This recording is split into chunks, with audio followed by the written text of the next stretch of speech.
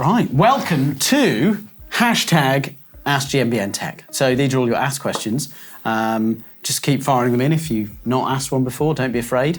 No one's judged. We've got our first question here from Rubardrock. I think I'm saying that correctly. I want to change the front brake line on my SRAM guide brake. Can I use a Shimano line for that? Or will the DOT fluid destroy the line? Both lines will take an olive, but are not these rings. Thanks and keep up the great job. Oh, thanks. Thoughts? Thoughts. Why is my first thought. But valid. It's confusing. Firstly off, you're going to have completely new hoses, I think, or put an awful lot of effort to clean them out because you don't want to mix the two different fluids. Yeah, because that can damage the seals inside because the two oils are different. And then just everything, and the rest of the brake is designed to coat with mineral oil or DOT. In terms of the actual material, the hoses itself, and the kind of Teflon or the ETFE and whatever it is, maybe Tefcell that they're made of, the kind of inner hose. Yeah. It seems like sometimes it's okay. Everyone's quite coy with this information, but the key takeaway from this, I think, is that the rest of the fittings mean it just won't be okay because virtually all of these hoses have factory-fitted banjo bolts now. Yeah. And that is an absolute minefield of compatibility with the calipers. Even within specific models of specific brands, they have different banjo bolts and they have slightly different holes in and it just won't fit. Yeah. I don't think... You can try, but the best way is to, if you've got a SRAM brake, keep with the SRAM hoses, I think would be the best answer. Yeah. Okay, excellent. Big question now from Darren Plunge. Very good question. Why are so many brands using a high pivot design? I guess we should outline what a high pivot is. This is rear suspension. A high pivot, I want to define what is high, but a high pivot... Above the bottom bracket but above the chain ring is probably key, isn't it? Okay, right? yeah. Because then that's going to affect how the chain comes in, and then we're talking about bikes with an idler. Right, perfect. Really, and that's what high pivot says to me, and that really is about axle path, right? And then decoupling that from chain growth and squat and rise and their antis. Yeah, of course, okay. And that kind of definition of a bike. Right. That's good, right? So I guess we're talking about things like Forbidden Druid? Yeah, Dreadnought as well. Dreadnought, their big travel bike. The Commensal, the, I guess, older Commensal now, DH bike. Trek. Yeah. Their Enduro bike. And the Session. And the Session downhill bike. Looks like a Session. DV8 as well. Okay. Lots of high pivots out there, but that's what we're talking about. And okay, I guess looping back to the question, why are so many using them? From me, my understanding is that from what you've described about the rearward axle path for these gravity-tuned bikes, the negatives of some of the aspects of having a really high pivot, which can be mitigated to a degree with the idler, eliminating some of the kind of like effects of the chain growth on the suspension. All these are the sort of like the rearward axle path, they're all hugely beneficial for the downhill races and enduro races where the suspension performance and it being the utmost offsets any kind of like issues with the other aspects of efficiency, design. I guess, is what we're talking about, and weight and constraints around just what frame design you can actually do, because you need to have that chain going around. Yeah, I think that's it. It's a sort of combination of an increased focus on suspension performance and like just how brands are looking to optimize that more than ever before. And kind of like a cultural acceptance and understanding and seeing people win on them. And they've been around for years, these bikes, right? They have. To a lot of examples in the 90s we were talking before, and then all through the noughties as well. There's the VP Process, Nico Fouillon, there's the Balfour BB7, the Honda RN01 downhill bike, that was high pivot. Ancelotti's, I think, as well, there's some of them.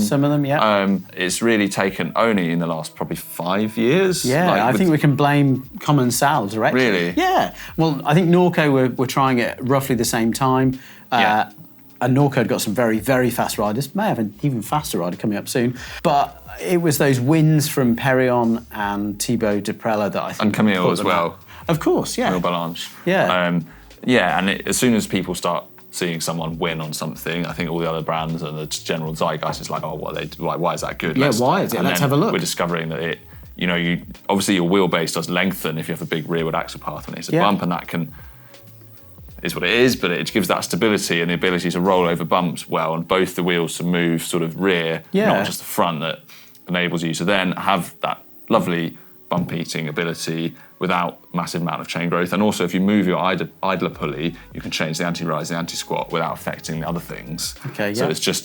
it's a system that kind of splits out all these different suspension characteristics and allows you to experiment with different stuff and not at the expense so much of something else. So I think for that just gravity discipline, it is a really powerful tool. It's definitely, I mean, it's not the be all and end all. You know, we're still seeing some very good downhill bikes that aren't high pivot. Yeah. But it's just kind of taken hold, isn't it? Yeah, it has. It's interesting. I feel like there'll be more bikes in that shape soon. The first time we see an XC World Cup raced, not won, raced on a high pivot, it will be interesting. It might happen. Watch this space. Next question is from Gary Plasters. Can I hang my bike from the extended dropper, i.e. in a work stand? Okay, so I mean, first the golden rule: check your manufacturer, because no, some dropper posts don't work in the same way as other dropper posts. So yeah, check that first.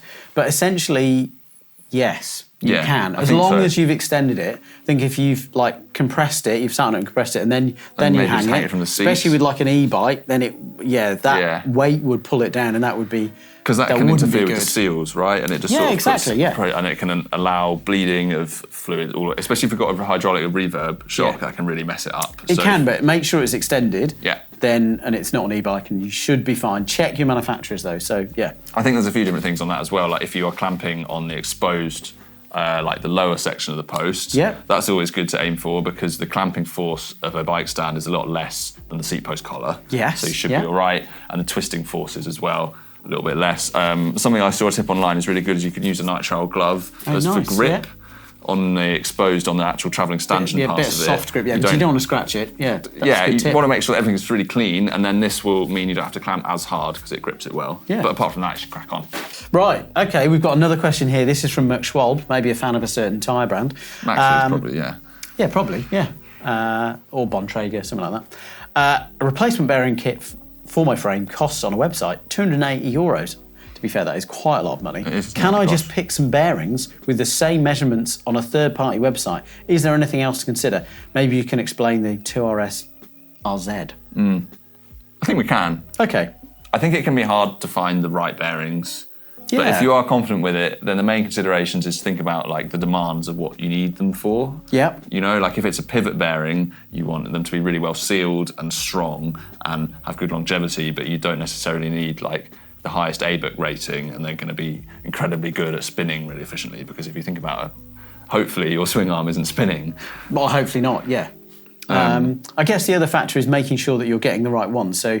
I mean, there's a couple of guides online, and we can probably put some links below to help, and that's making sure that you're getting the right measurements, so using the right calipers. Some will be the same kind of dimensions, the outer race, but some might have an extension. I feel like Nuke Proof in the past used to have a bearing where there was a 10 mil, but 10 mil outer race, but then the inner race had a little extension lip. So you just have to be mindful about that. But effectively, it is measure up and pick the right one. So often you would be able to get, I think, cheaper ones than €280, but you'll have to do some homework. Yeah, and look into a little bit about what the different codes mean. Yeah. As soon as when you learn that, it's cool. It's oh wow, it's actually not a number. It just means this type of bearing. Okay. You know, the single row deep groove ball bearing will start with a 6. Well, there we go. But, that's useful to know. I didn't know that. Can we go into slightly about RS and RZ and all that stuff? Yeah, dive in. What is RS versus 2RZ? The 2 is double-sided.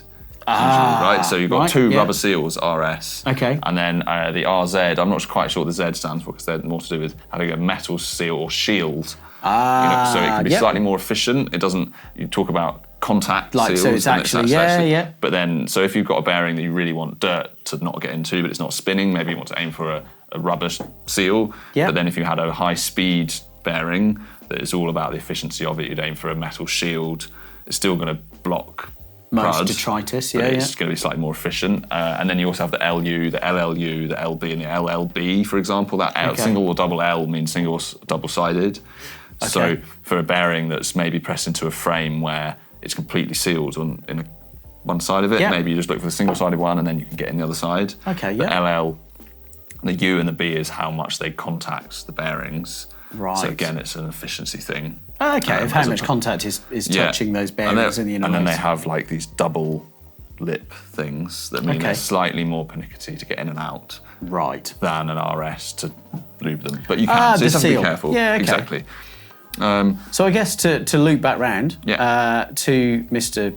Schwalabi, is yes, you probably can. You'll have to do a bit of homework. Mm-hmm. You'll probably need an exploded diagram from the brander frame that you've got your bike from. But yeah, you probably can. Yeah, But put your comments in below of which bearings you've gone for and how successful you were. Next up from Jed Lawrence, they've got a 2017 Orbea Rallon. After a wet and muddy ride, it's not shifting so well. It's not dropping down the block into a harder gear with the clutch on. With it off, it is okay, but they want the clutch on, and it's been through several winters, so they're wondering, should they get a new derailleur? They've got a Shimano XT 11 speed. Okay, so, I mean, first thing is I would say replace the inner cable. Yeah, especially if it's done several winters. Yeah, if you haven't replaced the cables, I mean, you might have, so sorry if we're kind of like repeating on stuff you've done already, but yeah, sometimes you can get away if it's just a quick hack with just getting away with just replacing the inner cable. Yeah. Best place is you're going to replace the inner and outer, check how the shifting feels then. Yeah. And that's to reduce the friction, right? Because the only thing that's doing the shifting when you're going to a higher gear is the spring in the mech. That's right, pulling at everything, so that has to overcome the friction both within the cable and in the pivots of the derailleur, because if the clutch is on and everything and the beach engine's wound up and everything's like tight to keep the chain on, it does mean there's these slightly torsional forces on the pivots. Yeah, that's right. That can stiffen up and then not move. So lubrication. Yeah, and I guess the other factor is if you've never serviced the clutch on, of course, on the mech as well, there is a serviceable part. You can get replacement bits. Yeah. It isn't like it's a simple task, but you can service it. It's like there are fiddly parts in there which can get sucked under, immovable objects, be it fridge or that really heavy thing.